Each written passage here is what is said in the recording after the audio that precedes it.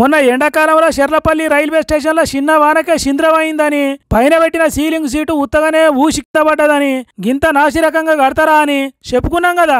అంత చక్కదనంగా కట్టిన షెర్లపల్లి railway station చూసి సెంట్రల్ మంత్రి బండి సంజయ్ సార్కు ఏం అర్థం కాలేదట. అక్కడికి పోయిన బండి సంజయ్ సార్కు పరిశాన్ అయిందట. అదే ముచ్చట చెప్తున్నాడు ఇనూరు ఒకసారి. స్టేషన్లను అమృత్ భారత్ కింద ఇవాళ ఎయిర్పోర్ట్లను మైమరిపించే స్థాయిలో ఇవాళ ఆధునీకరించే ప్రయత్నం ఎవరైనా చేస్తున్న విషయాన్ని గుర్తించడం నేను అనేది చెల్లపల్లి టర్మినల్ పోతే అది ఎయిర్పోర్టా రైల్వే స్టేషన్ నాకే అర్థం కాదు. అంత మంచి అద్భుతంగా దాన్ని తీర్చిదిద్దినటువంటి ప్రభుత్వం నందమూరి ప్రభుత్వం. ఇన్నరా బండి సంజయ్ సారు షెర్లపల్లి రైల్వే స్టేషన్లో అడుగు పెట్టుడుతోనే కళ్ళు జిగేలమన్నాయట. ఇదేంది ఇది దారి తప్పి మనం విమానం స్టేషన్కి వచ్చినాం అయ్యింది అన్నట్టు కళ్ళు నలుసుకొని చూసుకునే అంత కథ అయిందట. అంత గొప్పగా కట్టిండట Narendra Modi sir Cherlapally railway station. మరి అప్పుడు చిన్న ఈదురుగారులకే చిటుకు అని కూలింది కదా అని అంటారా? అదంతా ఉత్తదే.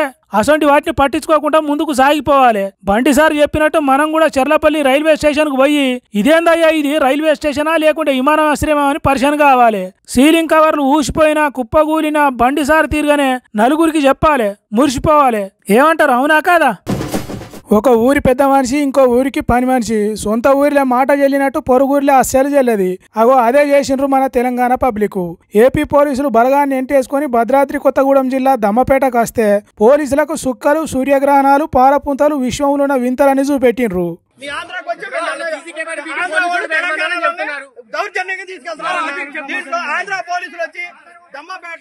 దౌర్జన్యంగా 200 మంది ఒక ఆడ మనిషి ఉండగా 200 మంది దౌర్జన్యంగా మీద సీసీ కెమెరా లాగేశారు. ఆ అమ్మాయిని ఇంట్రాగేషన్ చేస్తున్నారు. ఒక మొగుడు లేని అమ్మాయిని తీసుకొచ్చి ఆ ఇంట్రాగేషన్ చేసి ఆంధ్ర పోలీసులు దౌర్జన్యం చేశారన్న.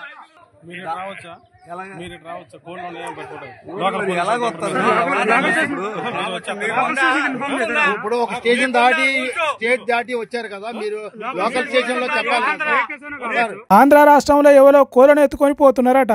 మాయల పక్కిరు మాయం చేసినట్టు గంప కింద ఉన్న కోళ్లను గ్యారెడీ చేసి లేకుండా చేస్తున్నారట.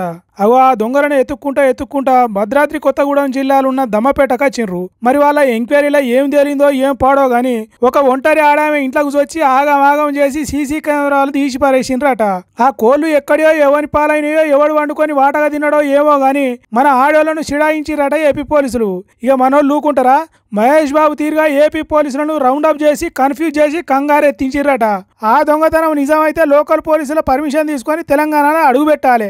కానీ ఎక్కడి నుంచో వచ్చి ఇక్కడలను తిప్పల పెడితే మేము ఊకోం అన్నట్టు మర్రబడ్డరు మనోళ్ళు. అయినా ఆడోళ్ళున్న ఇంట్లోకి మగ పోలీసులు పోవద్దని తెలియదా ఏపీ పోలీసులకు? మీకు రూల్స్ తెలివయా? ఇంతకు వీళ్ళు ట్రైనింగ్ తీసుకున్న పోలీసులా లేకుంటే రికమెండేషన్తో కొలువు కొట్టిన వాళ్ళ అని దమ్మపేటోళ్ళంతా దండు కట్టి ఏపీ పోలీసులకు మన దమ్మేందజు పెట్టిండ్రు. అబ్బా ఎందుకు వచ్చినవురా దేవుడా అనుకునే తట్టు చేసిండ్రు ఏపీ పోలీసులను.